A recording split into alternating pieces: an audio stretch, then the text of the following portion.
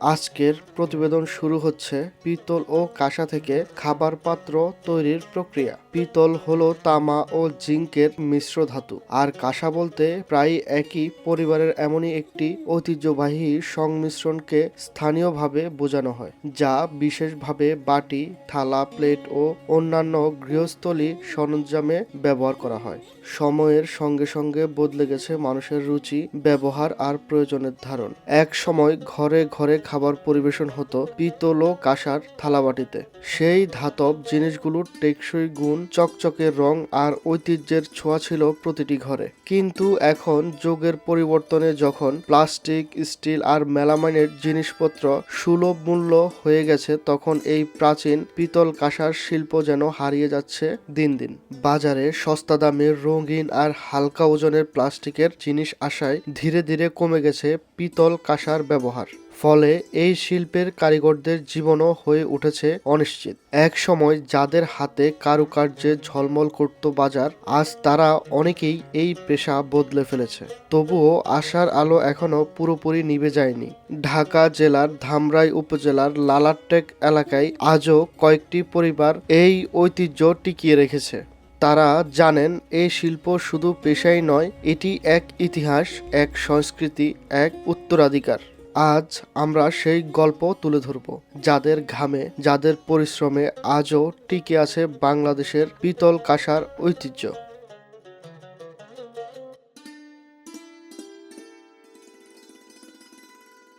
Shiblu documentary থেকে আমি শিবলু আছি আপনাদের সাথে। আমি আজকে চলে আসলাম ধামরায়, যেখানে পিতল কাঁসা দিয়ে বিভিন্ন জিনিস তৈরি করে থাকেন।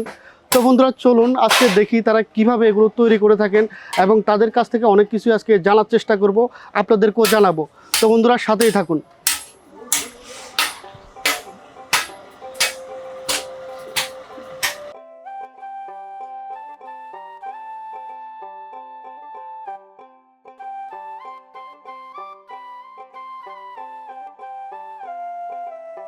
এই শিল্পের প্রাণ বলা হয় কয়লাকে। কয়লাই হলো সেই প্রধান উপকরণ যার তাপে জেগে ওঠে পিতল ও কাঁসার জীবন। প্রথমেই আগুন জ্বালানো হয় চুল্লিতে। সেখানে স্তরে স্তরে সাজানো থাকে কয়লা। তার উপর রাখা হয় পিতল কাঁসা তৈরির জন্য প্রয়োজনীয় ধাতবগুলো, তামা, জিঙ্ক এবং কখনো কখনো সামান্য পরিমাণ টিন। ধীরে ধীরে তাপ বাড়ানো হয়। ঘন্টার পর ঘন্টা সেই আগুনে গলে যেতে থাকে ধাতু। কারিগররা নজর রাখেন তাপমাত্রার উপর, যেন ধাতু না পুড়ে যায়, আবার বেশি না গলে। যখন সঠিক গলন তৈরি হয়, তখন গলিত ধাতু ঢালা হয় বিশেষ চাচে, যেখান থেকে তৈরি হয় পিতলের টুকরো বা পাত। এই টুকরোগুলোই পরে আকার পায় থালা, বাটি, গ্লাস কিংবা প্লেটে। প্রতিটি ধাপই জড়িত থাকে শ্রম, ঘাম আর অনন্য কারিগরি দক্ষতা।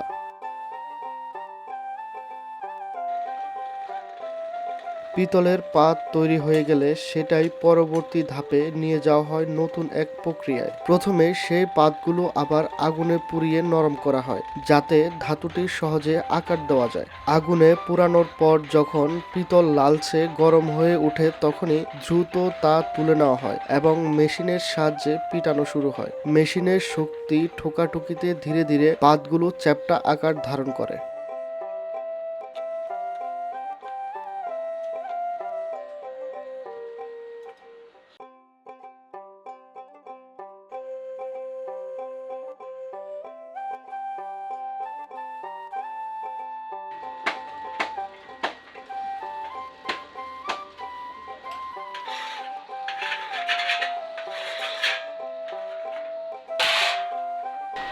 তো এটা কাটার পরে কোথায় চলে যাবে? ওই কাজ করতেছে ওইখানে। ওইখানে ডিজাইন তৈরি। আপনি এই কাজ কতদিন ধরে করেন ভাই? আমি প্রায় 40-45। আপনি শুধু এগুলা কাটিংই করেন না আর অন্যান্য কাজ না, করেন? সব কাজই করি। সব কাজই করেন। এই ব্যবসা এখন, এই কাজ এখন বর্তমান কেমন চলে? করোনার পরে থেকে লসে আছি। লসে আছেন, তারপরে তো এই কাজ করতেছেন। করতেছি, মনে করেন জমি জমা ছিল, কৃষিকাজও করতাম। আচ্ছা ওখানে যে ইট খোলাইছে না, ইট খোলাই মাটি মুটি কাইটে জমির বাদ হয়েছে। জমি করাই না, আর এই কাজ ছাড়া আমরা অন্য কাজ করা হয়নি। এই কাজ আপনার শিখা কিভাবে শিখলেন এই কাজটা?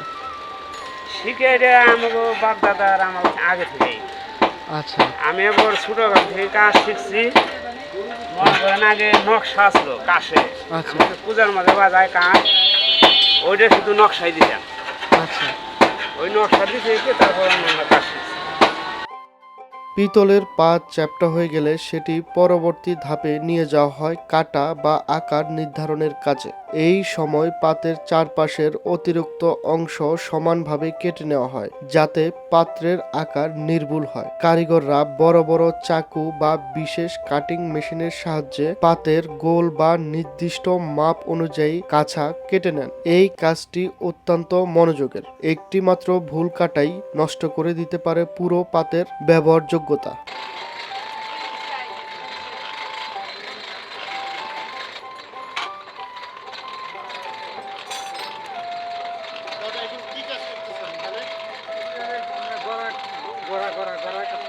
পাতের কাছা সমানভাবে কেটে নেওয়ার পর শুরু হয় পাত্রের মূল গঠন প্রক্রিয়া।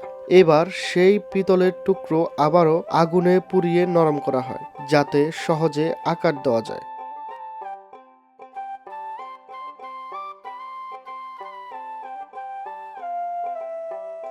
লালচে তাপের চকচকে ধাতু হয়ে ওঠে নরম ও নমনীয়। ঠিক এই সময় শুরু হয় আসল কারিগরির কাজ। কারিগররা দক্ষ হাতে সেই গরম পিতলকে বারবার পিটুনি দেন। একঘেয়ে ছন্দে বাজে হাতুড়ির শব্দ, ঠক ঠক ঠক।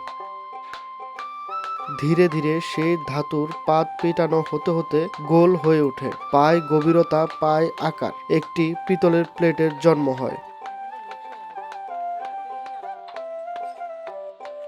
প্লেটের আকার সম্পূর্ণ হয়ে গেলে শুরু হয় এর শেষ ও সর্বোচ্চ সূক্ষ্ম ধাপ, ফিনিশিং বা মিশ্রণ করা।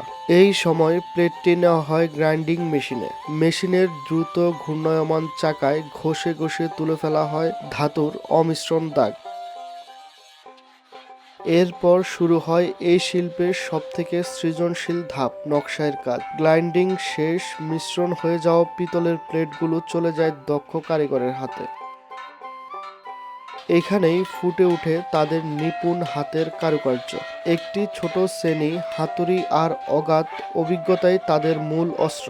ধাতুর গায়ে সূক্ষ্মভাবে আঘাত করে তারা গেঁথে তোলেন দারুণ দারুণ নকশা। কখনো ফুল, কখনো লতার ডিজাইন, কখনো জ্যামিতির ছন্দ, আবার কখনো ধর্মীয় বা ঐতিহাসিক প্রতীক। সবকিছুই করা সম্ভব সম্পূর্ণ হাতে।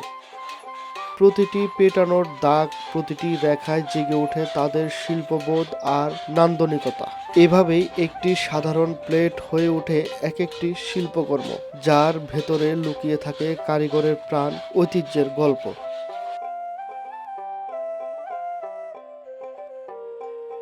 এই শিল্প নিয়ে কারিগরদের রাগ, অভিমান আর কষ্টেরও যেন শেষ নেই। প্রজন্মের পর প্রজন্ম ধরে এই শিল্পে তারা নিজেদের জীবন উৎসর্গ করেছেন। আজ সেই শিল্প ধীরে ধীরে বিলীন হয়ে যাচ্ছে আধুনিকতার ভিড়ে। বাজারে প্লাস্টিক, স্টিল আর মেলামাইনের সহজ প্রাপ্যতায় পিতল কাঁসার চাহিদা কমে গেছে অনেকটাই। নতুন প্রজন্মের কেউ আর এই কঠিন সময় সাপেক্ষ পেশায় আসতে চায় না। ফলে একসময় কর্মচঞ্চল কারখানাগুলো আজ নীরব। হাতুড়ির ঠক ঠক শব্দ যেন হারিয়ে যাচ্ছে স্মৃতির অন্তরালে। আর আজ আমরা সেই রাগ, সেই অভিমান, সেই না বলা গল্প তাদের মুখ থেকেই শুনবো, যাদের হাতের ছোঁয়ায় এক সময় ঝলমল করত বাংলাদেশের পিতল কাঁসার ঐতিহ্য। এই কাজের বর্তমানে চাহিদা কেমন? চাহিদা নাই এখন। তারপরেও তো আপনারা এই শিল্প এখনো ধরে রাখছেন। এটাই এখন পরবর্তী প্রজন্ম কেউ কি আসলে এই কাজে আগ্রহী? এখন আগ্রহী নাই এখন। চলে না আর আগ্রহী থাকবো কি করে? মাসিক আমার স্যালারি, রোজে রোজের কাজ। আচ্ছা, আপনারা দিনে কত টাকা প্লেটের কাজ করতে পারেন? এই 650 650। আপনারা এখানে কি শুধু প্লেটের কাজই করেন নাকি আরো অন্যান্য কাজও করেন? প্লেটের কাজই করে। শুধু প্লেটের কাজই করেন। কি কাজ করতেছেন এখন বলেন? এই যে আমরা তামা কাঁসা, এটা হলো কাঁসার কাজ, তামা কাঁসা শিল্প কাজ। শিল্প কাজ। বর্তমানে এই কাজ কেমন চলে আপনাদের? বেশি চলে না আর কি, টুকটাক। আছে না যে আগে যেমন রাত দিন রাত 24 ঘন্টায় চলছে, এখন মাসে 3 দিন হয়, 4 দিন হয়, 5 দিন হয়, আবার মাস কি মাস বন্ধও আছে। কি মনে হয় কেন এখন আগের থেকে এটার চাহিদা কমে যাচ্ছে দিন দিন? যে চাহিদার অনেক অনেক আগে তো মনে হয় কোনো মূল্য কম আছিল, এখন তো দামটা অত্যাধিক, যার কারণে ওই গরিব মানুষগুলো কিন্তু নিতে পারে না। আচ্ছা, এখানে তৈরি হয় পিতলের কেচি। শুরু হয় বিশেষ ছাঁচের মাধ্যমে। প্রথমেই ছাই বা ছাঁচের মধ্যে মাটির সাহায্যে একটি ফ্রেম তৈরি করা হয়, ঠিক যেন ধাতু ঢোকানোর জন্য একটি নিখুঁত খাঁচা তৈরি হচ্ছে।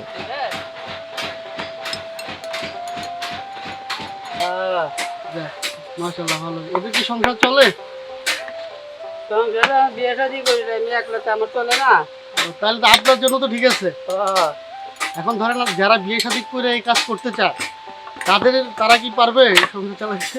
যদি পিতলের দামটা কমে তাহলে পারবো, যদি বাড়তে থাকে তাহলে পারতো না। এখন পিতলের দাম উঠানামা করে কিসের মাধ্যমে? শেয়ারের ব্যবসা। শেয়ারের ব্যবসা।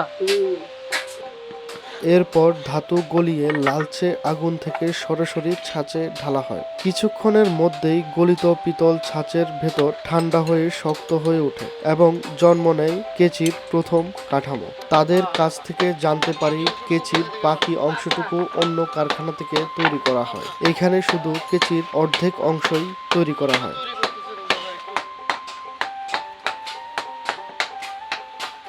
দেশ ও দেশের বাইরে থেকে যারাই এতক্ষণ ধরে আমাদের এই ভিডিওটি দেখেছেন সবাইকে ধন্যবাদ। কেমন লেগেছে আজকের এই ভিডিও অবশ্যই কমেন্ট করে জানাবেন। এমন ইতিহাস এবং ঐতিহ্য সম্পর্কে জানতে এখনই আমাদের চ্যানেলটি সাবস্ক্রাইব করে রাখুন। দেখা হবে পরের কোনো ভিডিওতে। ভালো থাকবেন, সুস্থ থাকবেন। আল্লাহ হাফেজ।